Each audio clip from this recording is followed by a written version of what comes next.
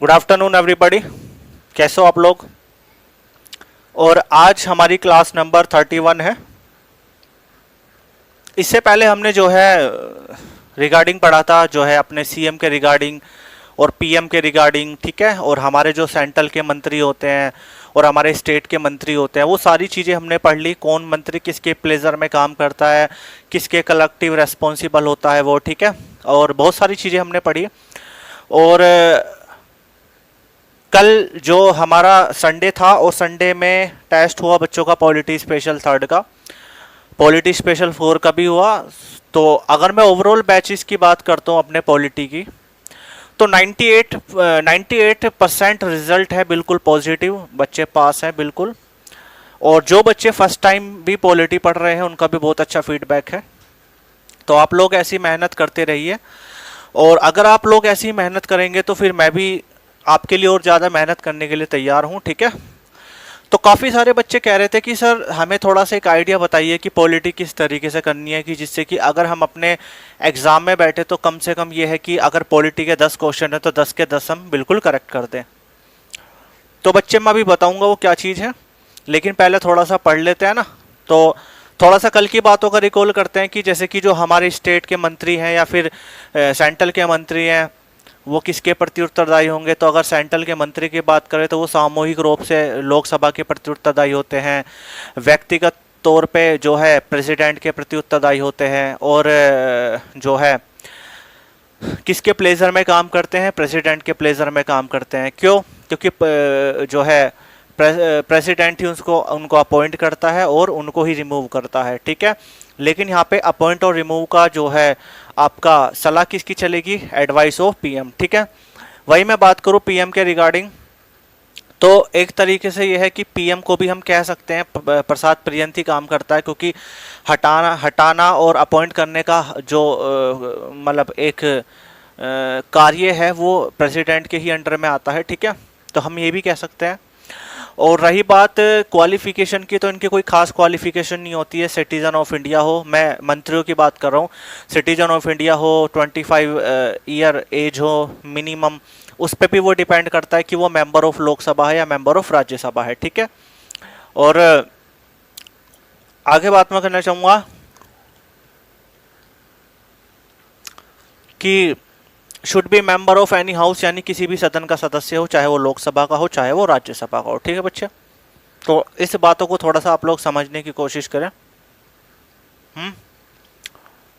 एक मिनट रुको बच्चे।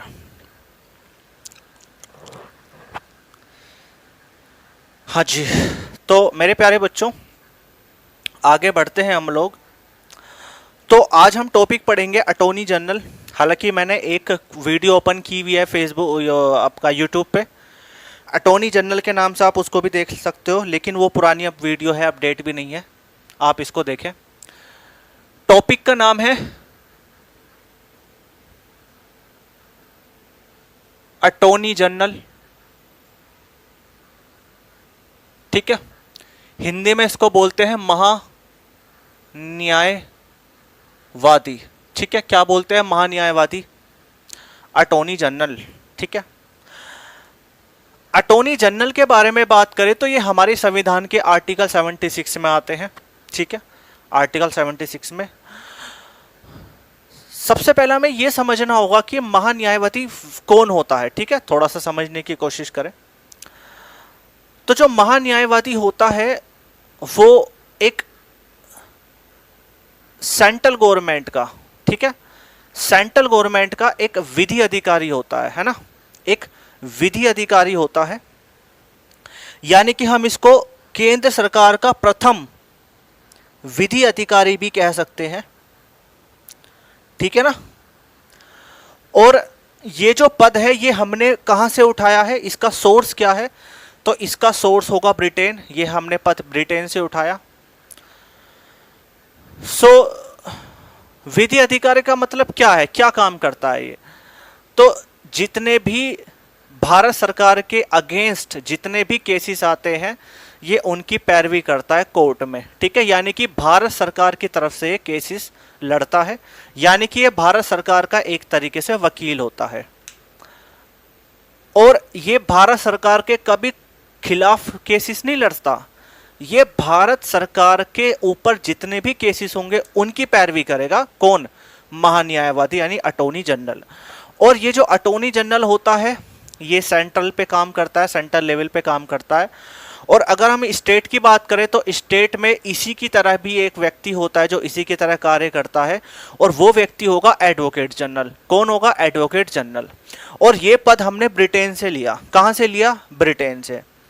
लेकिन मेरे प्यारे बच्चों, ब्रिटेन में और हमारे भारत में एक ऐसा पॉइंट बनता है जो भारत के महान्यायवादी को और ब्रिटेन के महान्यायवादी को अलग करता है। वो पॉइंट क्या है? जो ब्रिटेन का महान्यायवादी होता है वही वहां का विधि मंत्री भी होता है, यानी कि ब्रिटेन में जो विधि मंत्री होगा वही व्यक्ति वहां का महान्यायवादी होगा। लेकिन इंडिया में ऐसा नहीं है।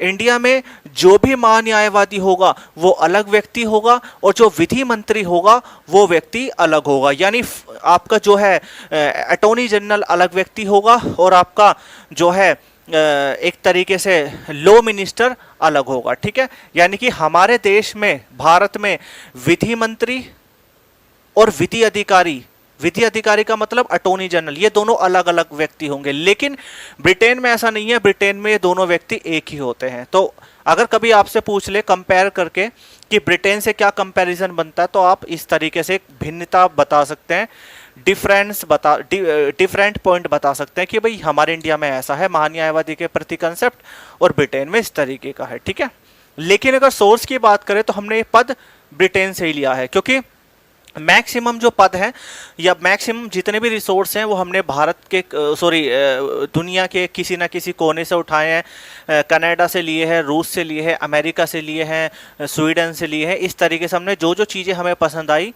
शासन की वो चीज़ें हमने कैप्चर कर ली।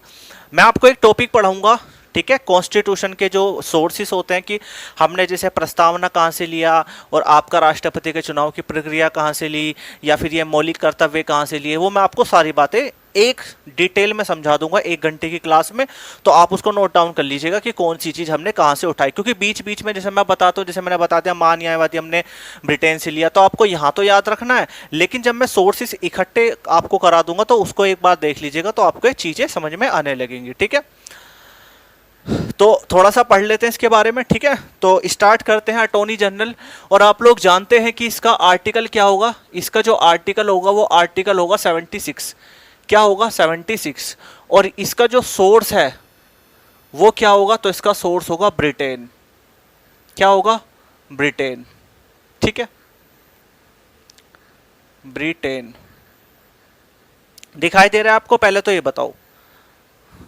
ठीक है, बिल्कुल स्क्रीन पे एकदम बढ़िया आ रहा है, फर्स्ट क्लास।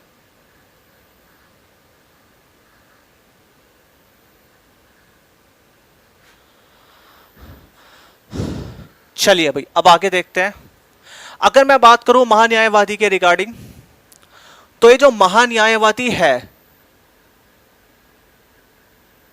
इसको हम first law officer of central government भी कहते हैं। ठीक है, आप यहां सेंट्रल गवर्नमेंट की जगह यूनियन गवर्नमेंट का भी इस्तेमाल कर सकते हैं। ठीक है, यानी कि यह केंद्र सरकार का प्रथम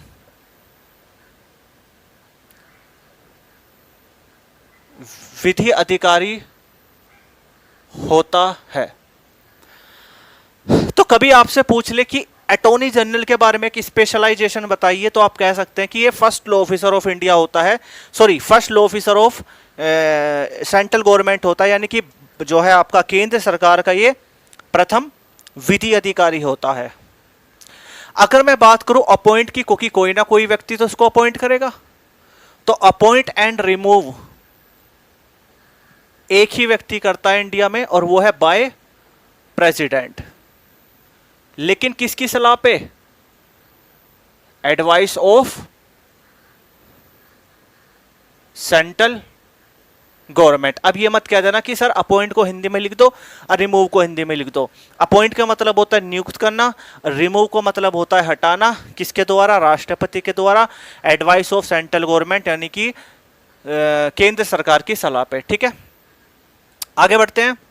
अगर मैं बात करूं बच्चे यहां पे रिजाइन, रिजाइन किसको देगा?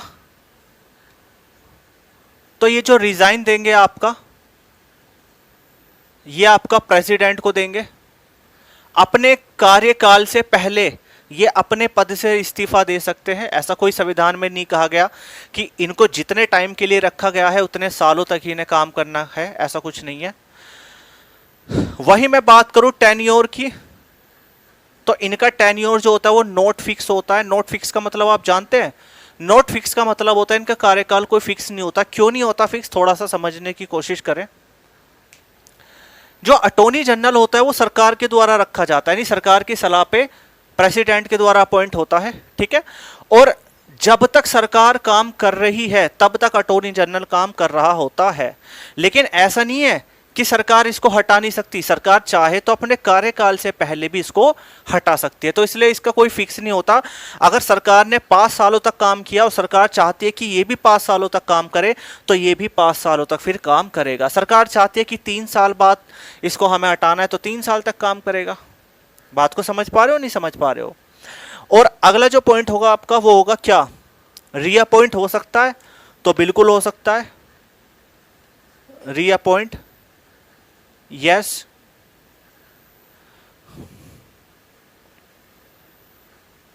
इसे राइट टू ऑडियंस का भी अधिकार होगा, मतलब इसे सुनवाई का अधिकार होगा।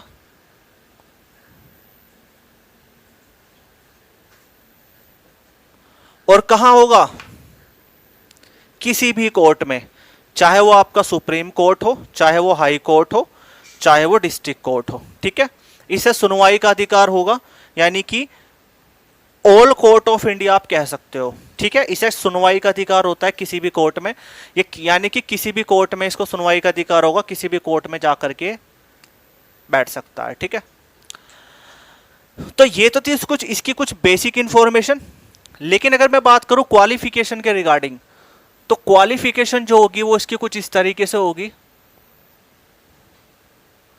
क्वालिफिकेशन का मतलब होता है अहर्ताएं। क्या होता है? अहर्ताएं। और अहर्ताएं क्या होगी? देखो, जनरली आपने नोट किया होगा कि हर पॉलिटिकल पद की कुछ कॉमन सी अहर्ताएं होती है, जैसे सिटीजन ऑफ इंडिया हो, भारत का नागरिक हो, ठीक है, 25 साल या 35 साल एज हो, इस तरीके से कुछ बेसिक से तो सभी में होता है। जैसे पहला होगा आपका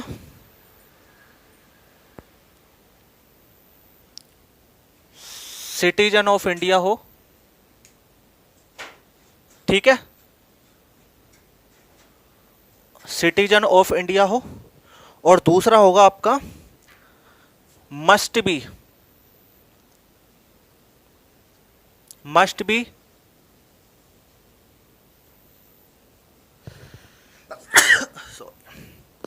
must be eligible to be जज ऑफ सुप्रीम कोर्ट, यानी सुप्रीम कोर्ट का जज बनने की योग्यता रखता हो। ठीक है, ध्यान से समझेंगे, यानी कि ये एक तरीके से सुप्रीम कोर्ट के जज के ही समकक्ष माना जाता है। ठीक है ना, ध्यान रखेंगे इस बात का। और इसकी क्वालिफिकेशन में 2 ही पॉइंट बनते हैं, पहला भारत का नागरिक हो और दूसरा आपका जो है सुप्रीम कोर्ट के जज बनने की योग्यता रखता हो, दैट्स ऑल। और इसकी कोई क्वालिफिकेशन नहीं है। इसको कॉपी करो, फटाफट से इसको कॉपी करो, फिर मैं समझा देता हूं आपको।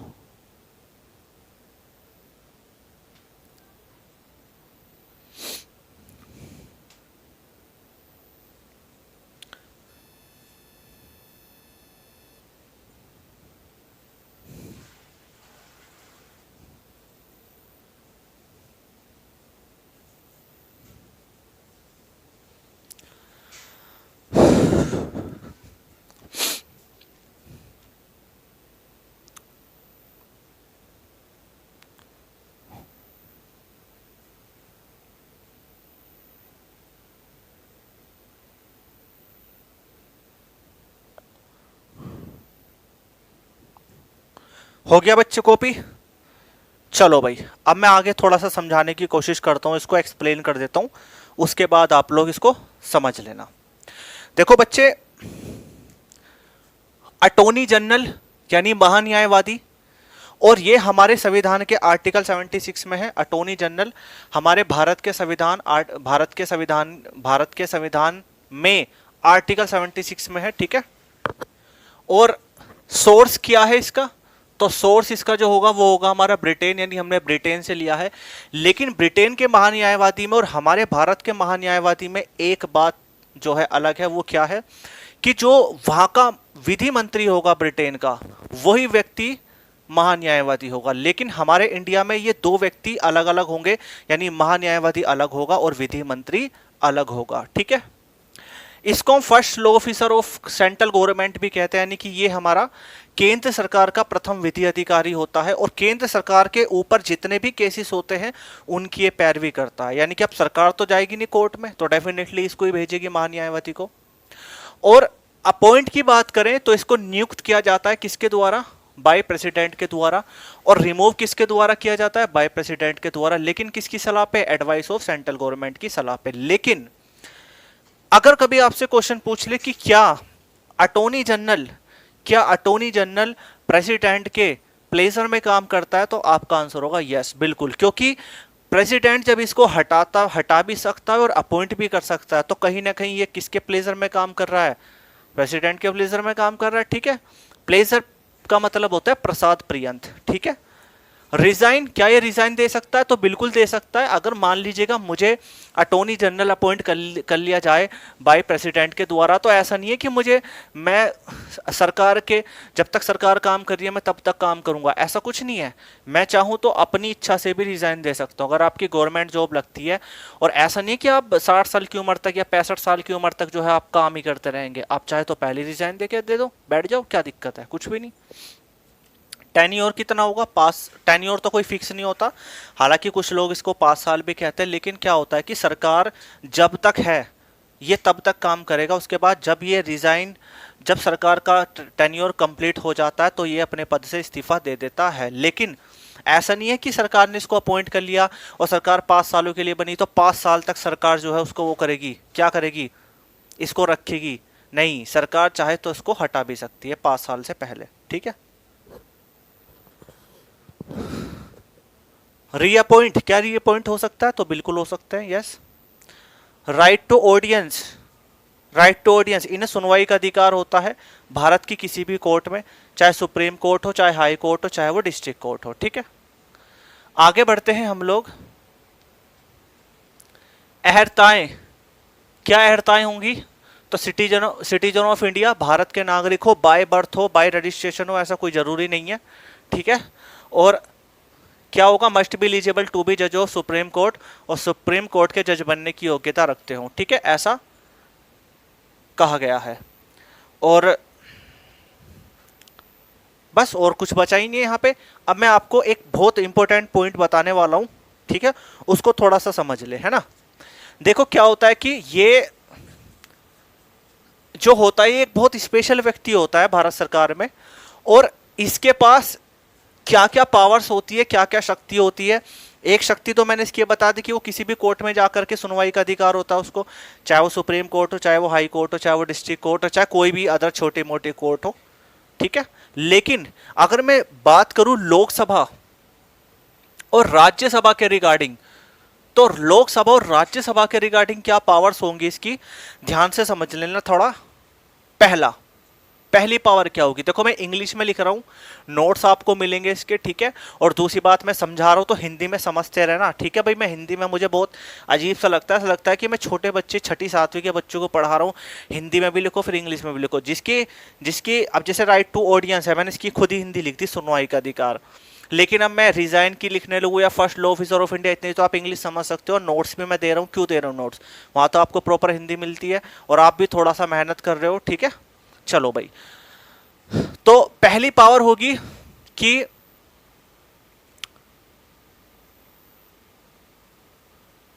एडवाइस इन एनी हाउसेस, यानी कि ये जो अटॉर्नी जनरल है वो किसी भी सदन में क्या दे सकता है? सलाह दे सकता है, सिटिंग इन एनी हाउसेस, किसी भी सदन में जाके बैठ सकता है। एड्रेस इन एनी हाउसेस, किसी भी सदन को संबोधित कर सकता है।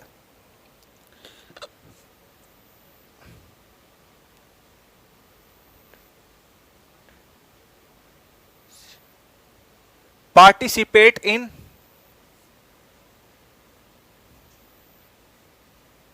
पार्लियामेंट्री कमेटी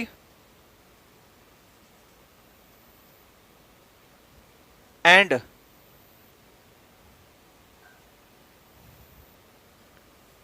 प्रोसीडिंग्स, यानी कि इसको मैं हिंदी में लिख देता हूं, संसदीय समिति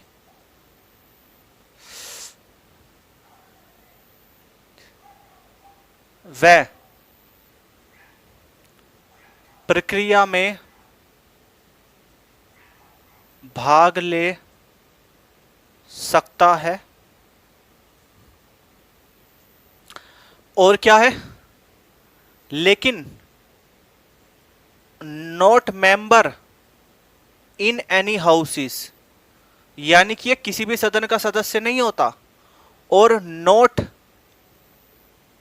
right to vote in any house, किसी भी सदन में वोट करने का अधिकार नहीं होगा। ठीक है बच्चे, इसको एक बार नोट डाउन कर लो, फिर मैं आपको समझाता हूं इसको, है ना। देखो आप लोग इतने बड़े हो गए हो और लगभग इस बैच में 35 साल के भी सीनियर सिटीजन के लोग पढ़ रहे हैं पॉलिटी, है ना, तो वो भी समझ रहे हैं बात को। इसमें 18 साल के भी बच्चे पढ़ रहे हैं अभी से, वो भी समझे बात को। इंग्लिश बहुत ही ज़्यादा मस्ट हो गई है आपके सिलेबस में, कॉम्पिटिटिव एग्जाम में और रियल लाइफ में भी। ठीक है, तो इंग्लिश को थोड़ा सा इग्नोर ना करें, इंग्लिश पे थोड़ा कमांड करके चले।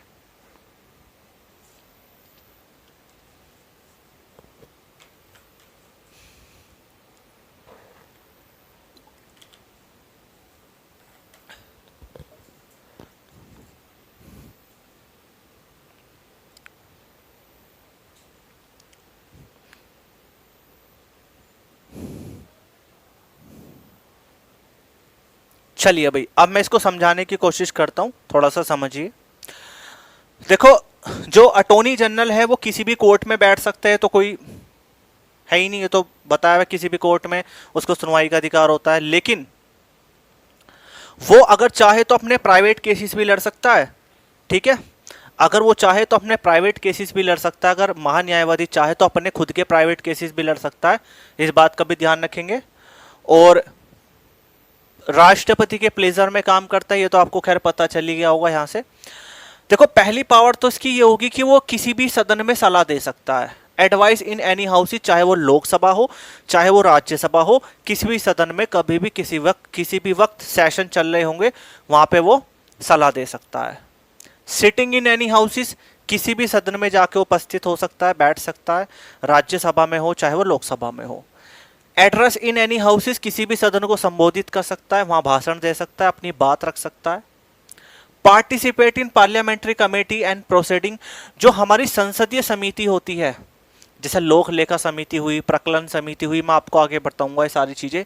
और प्रक्रिया यानी कि आपका शून्य आवर है, क्वेश्चन आवर है, इन सभी में हिस्सा ले सकता है, भाग ले सकता है। Note member in any houses, लेकिन वो किसी सदन का सदस्य नहीं होता, चाहे वो लोकसभा का हो चाहे राज्यसभा का हो। और not right to vote in any house, यानी कि उसको वोटिंग का भी अधिकार नहीं होता किसी भी सदन में। क्यों नहीं होता वोटिंग का अधिकार? क्योंकि वो मेंबर ही नहीं है उस हाउस का। ठीक है, तो ये आपका कंप्लीट हुआ, और ये कंप्लीट हो गया आपका अटॉर्नी जनरल। ठीक है, पीसीएस लेवल तक का क्लियर हो गया। और अब इसी के रिगार्डिंग जो इसका नेक्स्ट पार्ट है, जो स्टेट में होता है, वो होता है एडवोकेट जनरल। और एडवोकेट जनरल भी जस्ट इसी की तरह ही होगा, लेकिन वहां पे थोड़ी थोड़ी चीजें बदल जाएंगी। ठीक है, इसको एक बार ध्यान से देख लो, एक बार मैं फिर समझा देता हूं। ठीक है, ध्यान से समझ लेना। अटॉर्नी जनरल आर्टिकल 76 कहाँ से लिया पद हमने? ब्रिटेन से। ये ब्रिटेन से first law officer of central government कहते हैं हम इसको। अपॉइंट करेगा राष्ट्रपति, रिमूव करेगा प्रेसिडेंट, यानी राष्ट्रपति। रिजाइन राष्ट्रपति को देगा। टेन्योर नॉट फिक्स, क्यों? क्योंकि सरकार चाहे इसको अपने अपने जो है कभी भी हटवा सकती है राष्ट्रपति से कह के सलाह पे, ठीक है। और रीअपॉइंट कर सकते हैं, बिल्कुल। राइट टू ऑडियंस, सुनवाई का अधिकार है, बिल्कुल है, किसी भी कोर्ट में जा सकता है भारत की। इसकी क्वालिफिकेशन क्या हो? जो है आपका सिटीजन ऑफ इंडिया हो और जो है सुप्रीम कोर्ट का जज बनने की योग्यता रखता हो, ये इसकी क्वालिफिकेशन है। दूसरा, एडवाइस इन एनी हाउसेस, किसी भी सदन में सलाह दे सकता है, किसी भी सदन में बैठ सकता है, किसी भी सदन को संबोधित कर सकता है, संसद की समिति व प्रक्रिया में भाग ले सकता है, लेकिन वो संसद का सदस्य नहीं होता, यानी कि किसी भी सदन का सदस्य नहीं होता और वो किसी भी हाउस में वोटिंग नहीं कर सकता है। इसी के साथ आपका कंप्लीट हुआ अटॉर्नी जनरल, ठीक है। ध्यान से समझ लेना।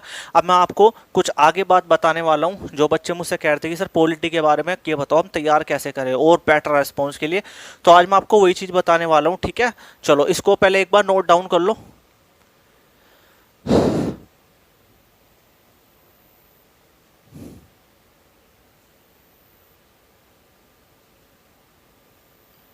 आई होप आपने नोट डाउन कर लिया होगा, ठीक है। अब मैं आपको समझाता हूँ कि पॉलिटी कैसे पढ़े, क्या करें क्या ना करें, ठीक है। कितना पढ़े कितना ना पढ़े, पढ़ें कि नहीं पढ़ें, ठीक है। मैं अब आपको सारे डाउट क्लियर करता हूँ।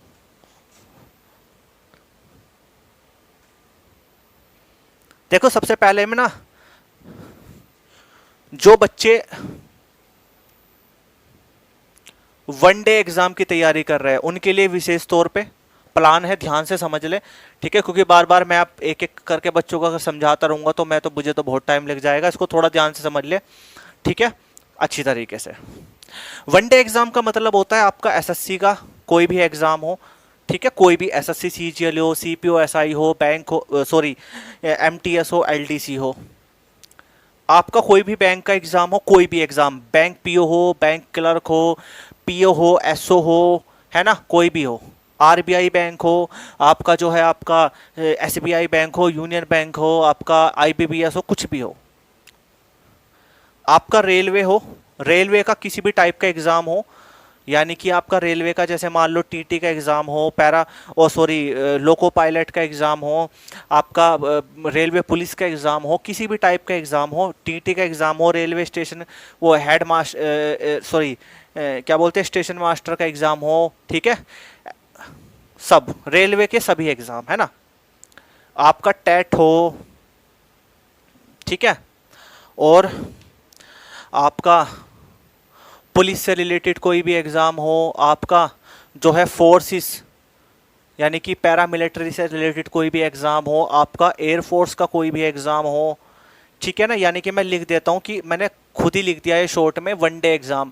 वनडे एग्जाम का मतलब होता है जो एक दिन में एग्जाम हो जाता है। अब आपके मन में जो भी इधर उधर सब एग्जाम गूंज रहे हैं कि एफसीआई हो, एनडीए हो, सीडीएस हो आपका, और आपका क्या नाम है एनटीपीसी हो, यूपी पुलिस हो, दिल्ली पुलिस हो, हरियाणा पुलिस हो, राजस्थान पुलिस हो, पश्चिम बंगाल पुलिस हो, कोई सी भी पुलिस हो, ठीक है, और कोई सी भी फोर्स हो, सीआईएसएफ हो, बीएसएफ हो, आपका एसएसबी हो, कोई भी हो, यानी कि जो भी वनडे एग्जाम है उसके रिगार्डिंग पहले समझ लो कंसेप्ट क्या है।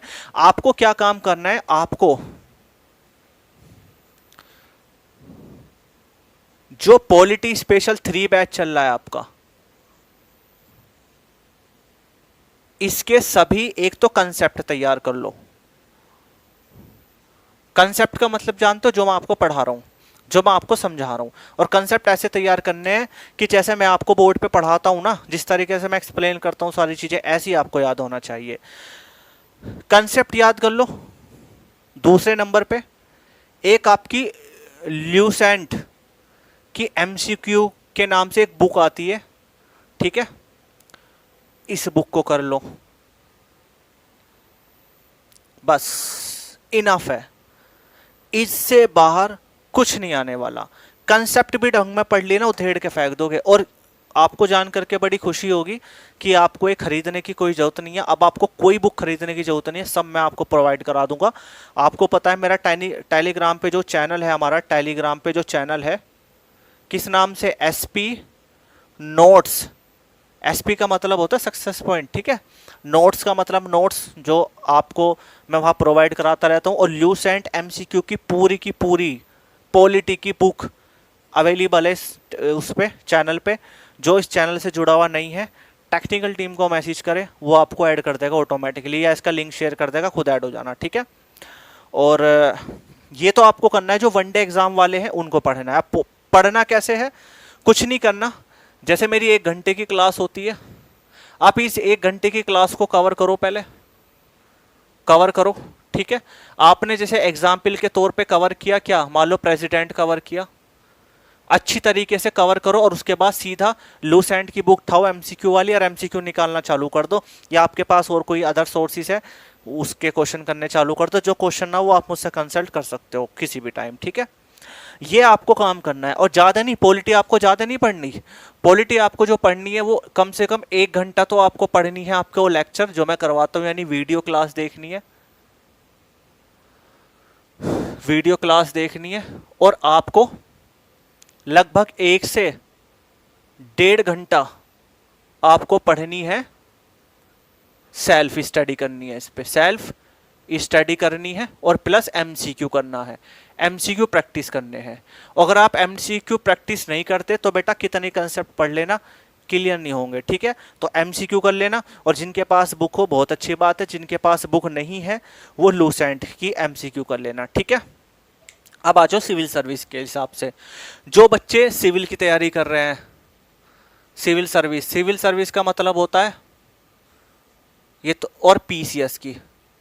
सिविल सर्विस का मतलब IAS, IPS, IFS, SS, UP PCS, Bihar PCS, MP PCS, Rajasthan PCS, कोई सा भी पीसीएस हो, उसकी तैयारी कर रहे हैं। उसके लिए क्या कंसेप्ट है, थोड़ा उसका भी समझ लो, ये काम कर लेना, ठीक है। और इस तरीके से पढ़ना है, ज़्यादा कुछ नहीं पढ़ना, बहुत अच्छा रेस्पॉन्स आएगा। मैंने भी ऐसे ही पढ़ा था, ज़्यादा कुछ मैंने भी नहीं किया, ठीक है ना।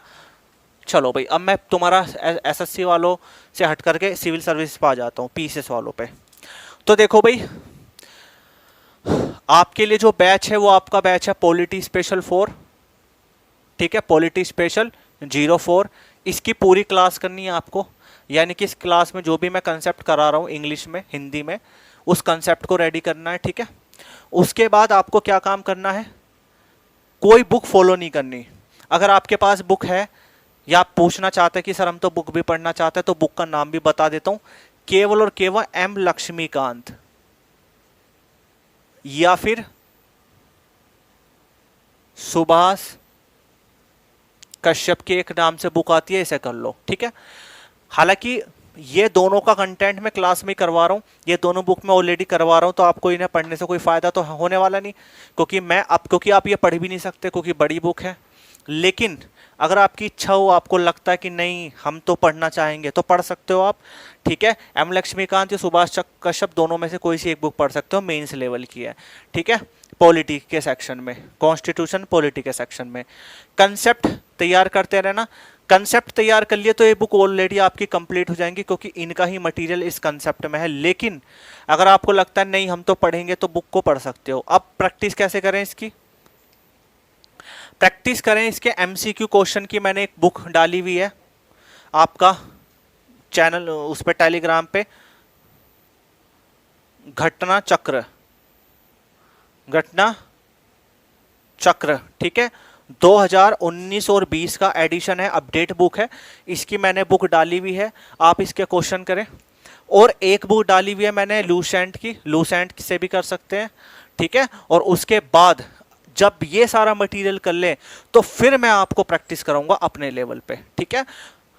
और ऐसा नहीं है, जो बच्चे तैयारी कर रहे हैं एसएससी सीजीएल वगैरह की, और उनकी इच्छा है कि हम भी ये बैच ले सकते हैं, तो बिल्कुल ले सकते हो। ऐसा जरूरी नहीं कि आप ये बैच नहीं ले सकते, ठीक है। पढ़ना कैसे कैसे थोड़ा समझ लो।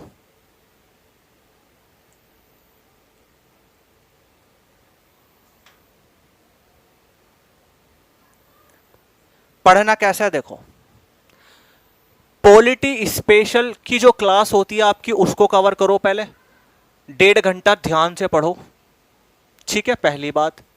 उसके बाद एमसीक्यू की प्रैक्टिस कर लो, लगभग 1 आवर में प्रैक्टिस हो जाएगी अच्छी तरीके से।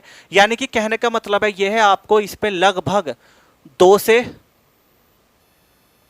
2 से 2.5 घंटे आपको टाइम देना है प्री के पॉइंट ऑफ व्यू से। और बात करें मेंस के पॉइंट ऑफ व्यू से, तो जब आप इतनी सारी चीजें कवर कर लोगे फिर मैं आपको मेंस की भी प्रैक्टिस करूंगा, मेंस के भी क्वेश्चन दिया करूंगा, ठीक है, मेंस के पेपर दूंगा सोल्व करने के लिए, आपको वहां लिख लिख के बताना है। लेकिन पहले प्री को कर लेते हैं थोड़ा सा, है ना, क्योंकि जब आप पढ़ लोगे तभी तो आप मेंस कर पाओगे, ठीक है। धीरे धीरे मैं आपको सारी प्रैक्टिस कराता चलूंगा, ये आपका शेड्यूल है और इससे बाहर कुछ नहीं पढ़ना। और एक चीज और बता रहा हूं मैं आपको, पूरा यूट्यूब, पूरी ऑफलाइन कोचिंग कहीं भी छान लेना, इससे ज्यादा कंटेंट आपको कहीं नहीं मिलेगा। और लक्ष्मीकांत पढ़ा तो रहे हैं बहुत सारे यूट्यूब पे, लेकिन प्रोसेस में एक सिस्टम से बाइलैंग्वेल इजी मोड में वो आपको इसी प्लेटफॉर्म पे मिलेगी। ऐसा नहीं कि मैं अपनी तारीफ कर रहा हूं, लेकिन फिर भी मुझे बहुत, सबसे ज्यादा मुझे इस बात की खुशी हो रही है कि मेरा रिजल्ट 98% प्लस है पॉलिटी के सेक्शन में। यानी पॉलिटी में अगर मैं 1000 बच्चों की बात करता हूं तो उसमें से लगभग 10 से 15 बच्चे ऐसे होते हैं जो परफॉर्मेंस नहीं दे पा रहे, बाकी बच्चे बेस्ट एंड बेस्ट हैं, ठीक है। और उनको, और अगर आप इतना मटेरियल करने के बाद भी अगर आपको ये लगे ना कि सर मटेरियल बहुत कम लग रहा है और मटेरियल दो, तो टेंशन ना लेना, मैं और मटेरियल दे दूंगा आपको, मेंस के क्वेश्चन दे दूंगा। हालांकि ये सब देखो कहने वाली बात नहीं है, तो खैर मैं सब प्रैक्टिस करूंगा। और ऐसा नहीं है मैं स्पेशल मेहनत पॉलिटी 4 के लिए बच्चों के लिए कर रहा हूँ, पॉलिटी स्पेशल 3rd के लिए भी मेरे पास एक बहुत बेटर स्कीम है, ठीक है। फीस इंक्रीज नहीं करूंगा मैं, लेकिन हाँ कंटेंट आप थोड़ा सा इंक्रीज कर दूंगा जिससे कि आपका लेवल और बेटर हो जाए, ठीक है। तो ये पॉलिटी ऐसे पढ़नी है, तो आप मुझे कोई कमेंट ना करें पॉलिटी सर कैसे पढ़नी है, मैंने आपको बता दिया क्या बुक पढ़ना है, क्या कैसा करना है। लेकिन एमसीक्यू क्वेश्चन जरूर करते रहें, बिना एमसीक्यू के प्रॉब्लम हो जाएगी, ठीक है। तो फिर मिलते हैं नेक्स्ट क्लास में ट्यूसडे को। Okay bye, see you, good night, sweet dream, bye bye, good night.